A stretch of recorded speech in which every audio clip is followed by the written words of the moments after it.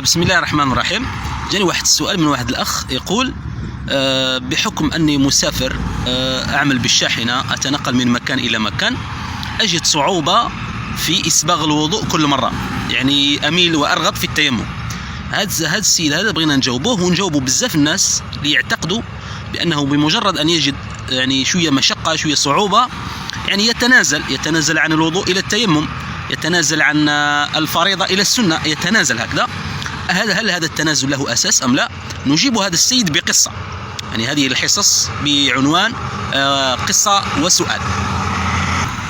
عام 1950 أنا قرأت واحد القصة لواحد الأخ اسمه يوسف بن بكير بوشلاغم، هذا مزابي من ولاية غرداية، كان مقيم في العاصمة، كان يعمل في محطة أو في بواخر فيها يعني سلع تحميل إلى آخره. هذا عام 1950. عام 1950 قرر يروح يسافر إلى الحج. هذه الظاهرة كان هو وأمثاله بزاف يروحوا الحج سيرا على الأقدام، يروحوا الحج سيرا على الأقدام، ما داروش حاجة متطرفة، كانت الوسائل النقل منعدمة، وكانوا قليلي وعديمي الدخل يعني ضعيفي الدخل. كذلك راهم يطبقوا قول الله تبارك وتعالى: وأذن في الناس بالحج يأتوك رجالا. يعني هؤلاء الناس اللي راهم يحبوا يقلصوا من التكاليف تاعهم ويتعبوا ويشتكيوا الى اخره، احنا نجاوبوهم. اقوى دليل نجاوبوهم به قضيه الذهاب الى الحج. اللي راهم يروحوا للحج قديما، سواء هذو اللي رانا نحكيهم عليهم يمشوا راجلين او حتى بالجمال، اعطوا لي صعوبه في التكاليف التي جعلها الله اصعب من هذا التكليف. او سنه كامله جماعه شمال افريقيا، ولا الى رحنا الى اقصى شرق اسيا، ولا يعني تلقى صعوبة كبيرة بزاف الناس اللي راهم يروحوا بالقوارب.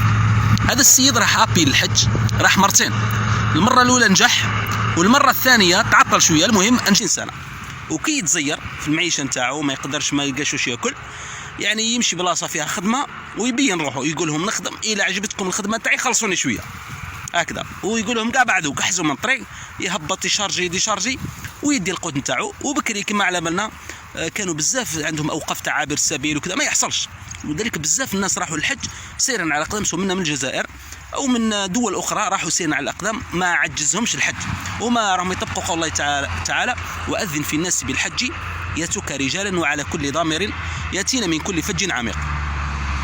درك احنا نجاوبوا الناس اللي راهم عاجزين، اسكو كاع الصعوبات اللي تلقاهم يوصلوا لدرجة تاع هؤلاء الذين ذهبوا إلى الحج سيرا على الأقدام أم لا؟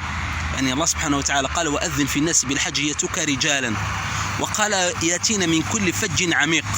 يعني كاين صعوبة أكبر من الحج القديم زمانا قديما الناس ولفوه. لذلك احنا القاعدة ماشي القضية في الصعوبة، القضية هل يلحقك ضرر، يعني يجي ضرر يلحق في الصحة نتاعك، ولا في البصر نتاعك، ولا في النفسية نتاعك، ولا تتضرر عقليا من العبادة هذيك أم لا.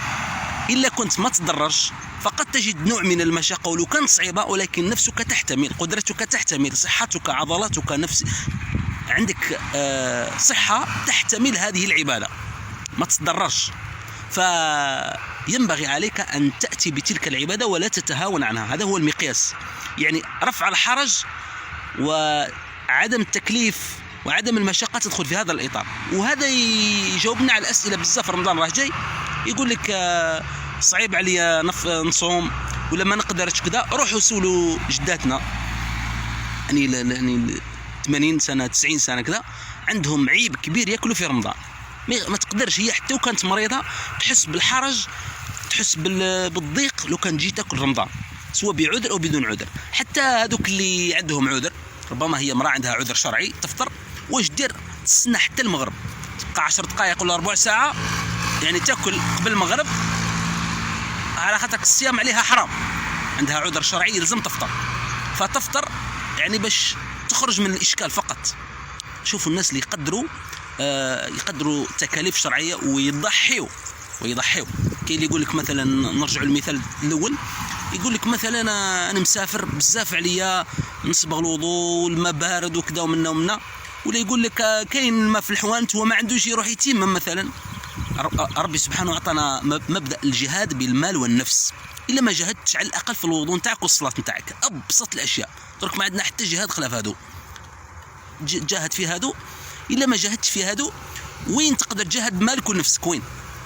لذلك احنا نحثوا رواحنا ونعافروا. هذا السيد اللي حكيت لكم عليه راح الحج سيرا على الاقدام. نشوفوا هذه البطوله اللي دارها في سنه او سنتين، ونستحضروا يعني دائما نستحضروا المثال هذا تاع الحج سيرا على الاقدام بكري، وقداه كاين من صعوبه، وقداه كاين من مشقه، وقداه كاين من تعب باش يوصل يودي فريضه قالها الله في القرآن: ولله على الناس حج البيت لمن استطاع إليه سبيلا. فاجتهد وضحي وما تشتكيش. كاين ناس عندهم خطأ حتى ولو كان عقب المرحلة هذيك وصل مثلا بصعوبة شوية، ولا حج بصعوبة، ولا صام بصعوبة، يعود يشتكي ريكلامي. واحد النهار قداه سخون يا لطيف، هذه في رمضان، ولا في الحج واحد الغاشي، واحد تحيز الله يسمح، ولا كي يصبغ الوضوء بما بارد، واش هاد الماء هذا بارد يا لطيف، بدا يريكلامي. بالعكس، تأدي هذيك العبادة وانت سعيد وانت منشرح القلب. ان شاء الله هذه الرسالة وصلت، ان شاء الله نصححوا المفهوم هذا، نعودوا نضحوا اكثر من اجل الدين تاعنا، من اجل العقيدة تاعنا، ومن اجل العبادات تاعنا. السلام عليكم ورحمة الله وبركاته.